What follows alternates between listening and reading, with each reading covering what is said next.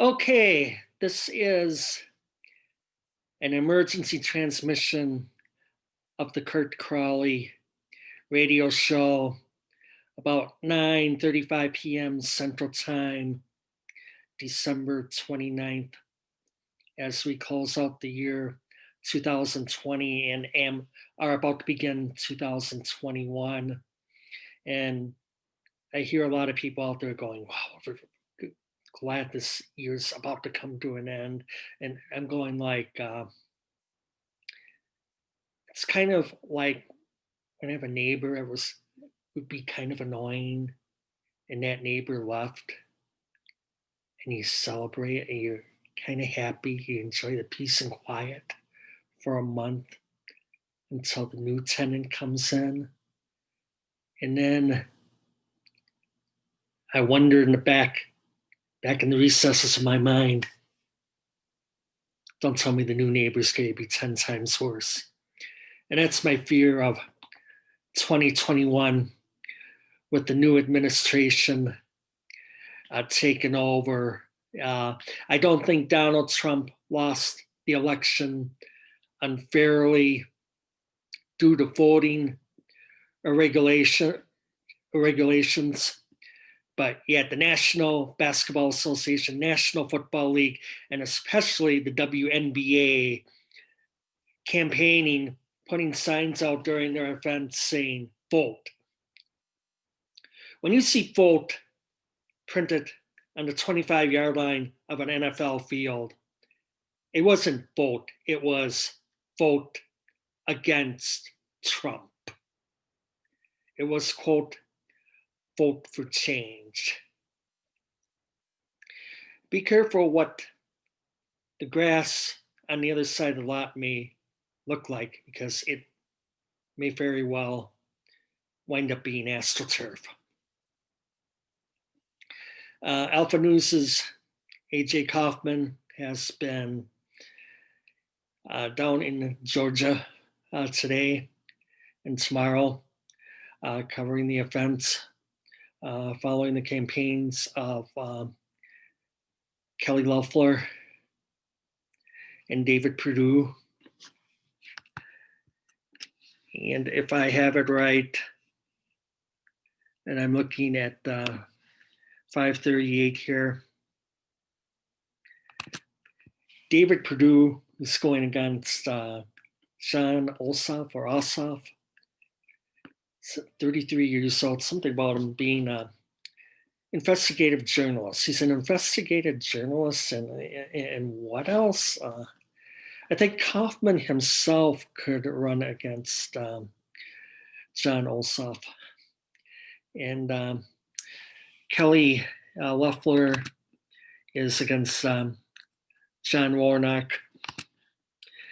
And if you believe what is being said on 538, on the 538 site, both elections are going to be too close to call. Actually, Loeffler has been behind most of the way. She pulled even last week. The latest had her like 1% behind. 1% behind Warnock. And I thought it was pretty commendable, because as of July, I was hearing that Kelly Loeffler was the worst human being on the face of the earth. And what I was listening to was the rank and file of the WNBA, who was upset because Loeffler was against WNBA and the NBA teams wearing Black Lives Matter, a group that can look it up, is supported by elitists, and isn't really what it's meant to be. When the trouble broke out starting in Minneapolis the end of May, and spread into other cities. Remember, they said we're going to come to the suburbs. We're going to come to suburban Minneapolis. We've broken everything here, so they were even coming to like Sioux Falls, Lincoln, Nebraska, whatever, wherever. They just wanted to, because these were communities, mid-sized communities that said, well, this kind of stuff doesn't happen here. This isn't Minneapolis. This isn't Chicago. And these groups are funded by George Soros, and they bring people up from Omaha to, throw rocks and bricks at the department stores, so, the big box department stores and all that there. But what really brought me on tonight, what I was really concerned about, and I don't know if I could get a share screen on this. This is the first time I've worked out of Zoom, so this is a work in progress, and I apologize in advance for stumbling over myself, but I am looking at the Washington Times, and let's see if I can get this on here.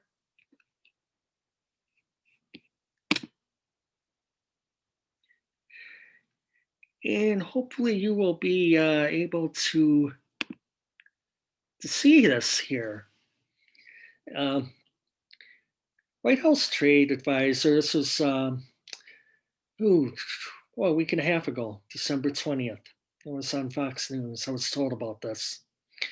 White House Trade Advisor Peter Navarro said likes the idea of postponing the U.S. Senate runoff elections in Georgia on January 5th to allow officials to get to the bottom of purported voter fraud and irregularities in the 2020 election. Quote, I like the idea of a special prosecutor to look at this. And what Mr. Navarro went on to say is that Georgia is the cesspool of voter irregularities. And we saw that on election night. Again, I don't think the election was quote unquote stolen. Now, I was listening to a conservative outlet online on election night, and I remembered when the odds makers, I guess the London odds makers, whoever, they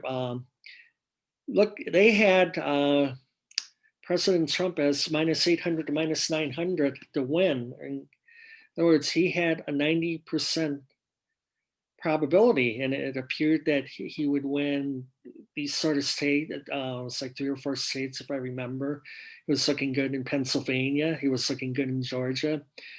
And he was looking good in Wisconsin, going like, well, he gets those 3. And then maybe Nevada, he's in. I did not really see the pathway for Joe Biden to win that night. But we go through this every 4 years. But the one thing I know about Wisconsin from the governor elections there, the conservative votes, the suburban votes, the rural votes, those always come in first. The election Scott Walker was running in, he would have a 58, 59, 41 lead, and the networks, the news outlets would actually call it for Scott Walker, and they were ultimately right, but it would narrow down to about 53, 47, maybe even 52, 48 by the end of the night, by the time all precincts are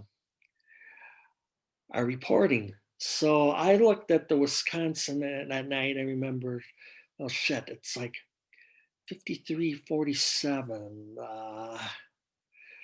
And next thing I knew, at that 4, managed to nod off. I wondered what way. I didn't know what it was going to go on. I didn't know whether to shit or go blind. what's going to be the outrage if President Trump gets elected again? Or is he a sure thing at this point? We knew it was not going to be decided that night. And I went back to a Joe Rogan podcast. He had kind of like a political polling expert who knows how the polls go. And, he was telling everyone that Trump is looking very close to be projected by all the networks. And then about 10 minutes later, he goes, you know what? We're not going to know by tomorrow at the earliest, maybe even as late as Saturday. And Joe Biden was not officially projected by the networks until Saturday. But I remembered, oh God, I woke up about 6 o'clock, turned on the internet, and sure enough, Wisconsin had turned red. Georgia was on, or Wisconsin had turned blue. Georgia was on the verge of turning blue, and that early lead in Pennsylvania for Trump was looking precarious, as all the votes from the Philadelphia area were about to flood in. And that all went through Mr. Biden. So, and that's how it went, and Biden actually won by about the same margin as Trump did in 2016. So that's why I am kind of looking here.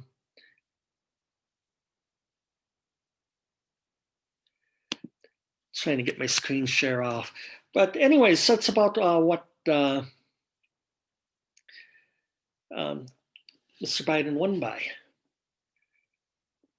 So, I'm not asking I never asked for votes to be recounted.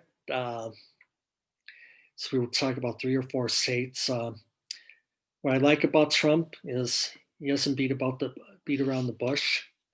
What I don't like about him, have not liked about him, rather than having these tweet storms and these batshit ideas and everything, just, address the nation, old school, on TV once in a while.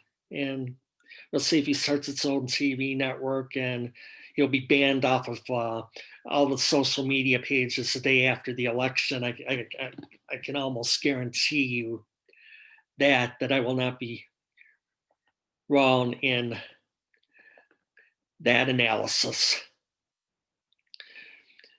But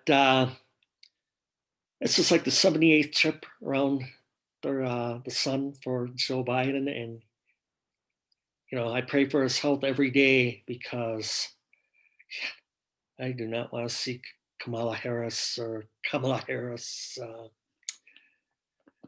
come in. That is Marx's very, very scary thought. But this is just what I wanted to get off my chest tonight as we go back to the broadcast booth. And I will be doing some more recordings. And you can catch me on kacmedia.com. AJ Kaufman contributes there sometimes. AJ is also on Ari's on Alpha News Minnesota. I wanted him to come on with me tonight. He was on with Alpha News a little earlier. He's he's writing some stuff for the publication right now. So in the future, I'm looking forward to having him and featured guests, a lot of great people over there at Alpha News. Jake Duesenberg had a really great feature last night with a couple of Minnesota restaurant owners who are now out of business thanks to dictator Governor Walz there, who says that is, you can have the restaurants open, but you have to be outside in fucking December and January. And that's the other thing about the COVID numbers. I've seen the COVID numbers go through the roof and everything. I haven't heard anything about the regular seasonal flu. I have heard nothing about that. Is there a seasonal flu this year, or does everyone who has a seasonal flu, is it now called COVID? And I'm calling Bravo Sierra on that. I saw something. I was on Facebook, and I do my fact checking on that. But it turned out to be right. At least at this time, no more people had died in 2020 from all causes, whether it be the common cold, common flu, COVID, cancer, heart disease, everything else. Then in 2018, the numbers are about the same. Now, of course, we're exploding over 3,000 deaths per day, supposedly from COVID. And Jack Nicklaus, famous golfer, for those who don't know, he was about 80 years old now. He and his wife had it. And Mr. Nicklaus said, this COVID thing is being trumped up. It's done for the insurance companies to put down the cause of death as COVID. George Floyd was technically a COVID death. He died at the hands of Minneapolis police officers, but in the autopsy, they also found out that he had COVID. If I wanted to get a COVID test, I can't, through the VA, which where I am, I'm not able to do it unless I am showing symptoms. And for the first time, and I don't know how long, and it's a blessing that I'm like semi-retired and I've taken a sabbatical from work. I've been in the house and been avoiding going outside, or especially going out in public. And I would always be the first to catch the flu every single year, wherever I was working with. Whenever I heard everyone start coughing, I said, I had pink eye and everything last year. For about the last 20 years, I get bloody nose personally during the winter. It hasn't happened this winter. Knock on wood. On this glass I'm knocking on right now, that I've been very fortunate, and hopefully a lot of you out there have been as well. So yeah, it's like the numbers and the statistics. There's lies, damn lies, and statistics. And they're putting the statistics in a different category right now. Like you could take a statistic in sports and that and break it down to what happens in the fourth quarter, or what happens when a team has a 20-point lead at halftime, or what have you. But what I see out of Worldometers, and before I sign off, come to think of it, I am going to share the screen again. I just want to get Worldometers back up.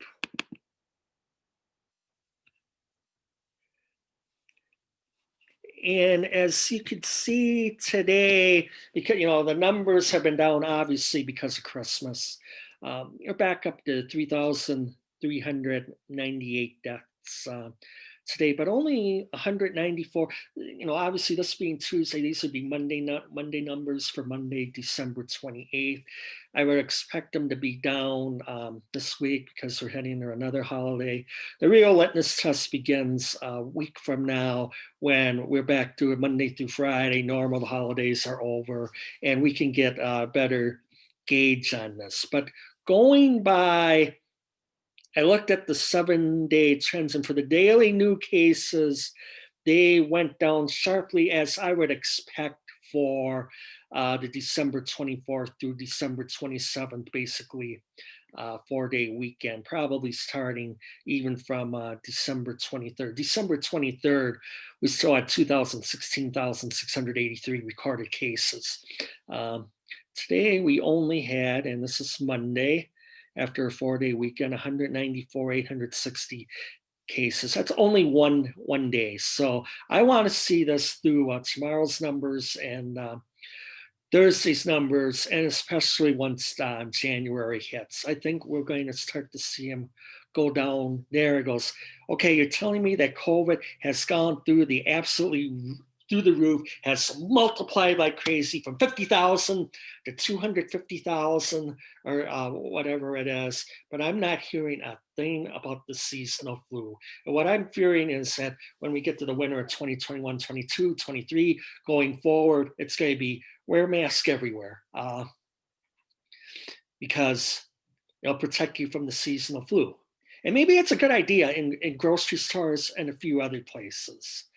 One time I remember getting just absolutely dog sick for 3 days was after I attended an NFL playoff game. It was like 2004. And yeah, I had strangers hugging me and that, it was a crazy game and everything. And weather got real cold the next day, and I was sick the rest of the week. The green and gold flu. But that's just my worry. They're going to take. They're taking what has in the past been called the seasonal flu, and that they're now calling it "quote unquote" COVID-19. And I just find that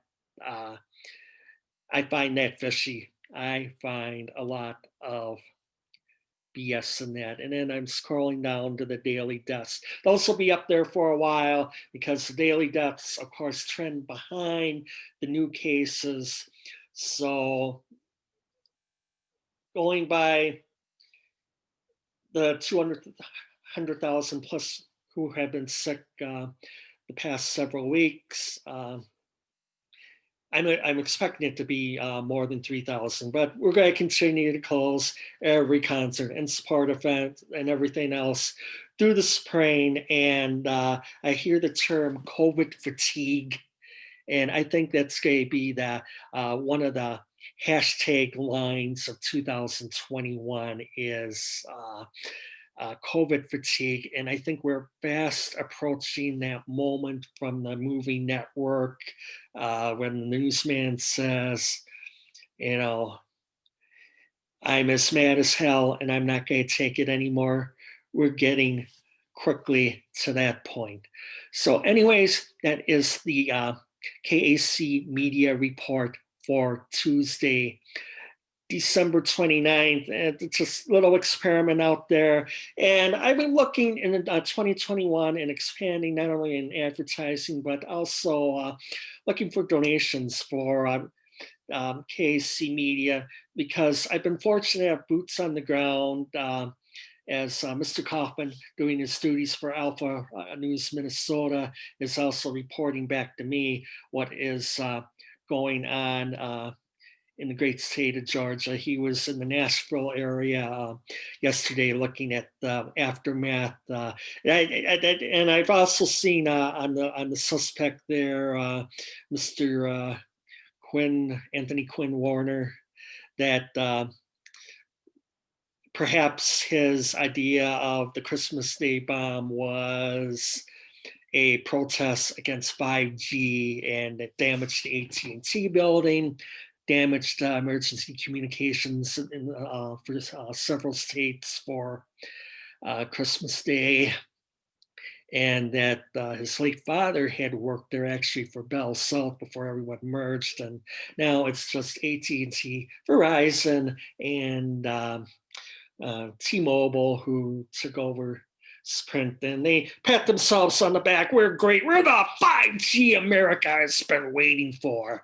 That's why I know you watch the NFL anymore, because it might as well be called the VFL, the Verizon Football League, or the National Football League, sponsored by Verizon. It'll probably be called like that because without the fans in the stands, then they're going to just have to paint. Anyone who's watched Canadian football in the last 25 years, and they got sponsors plastered all over the turf. That's what the NBA's actually cranked up on that. The NHL has approved advertising and helmets this year, but that's another thing. That's another rabbit hole, and I predicted that 2-3 years ago. I had people saying I had no proof on it, and here it is, right on schedule. Kurt was right. So anyways, back to the studio. Glad you could join me tonight, and I'm looking forward to be on future again. KACmedia.com. You can also find me on Twitter and Facebook.